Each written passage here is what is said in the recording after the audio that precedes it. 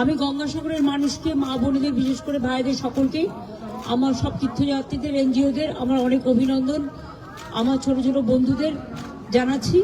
এবং গঙ্গাসাগর মেলায় অনেক অতিথি আপনাদের আসবে, আপনাদের বেচা কেনাও যেমন হবে তেমনি অতিথিরা যাতে প্রশংসা করে সেটা আপনাদের সকলকে লক্ষ্য রাখতে হবে, যাতে কারো কোনো ত্রুটি না হয়।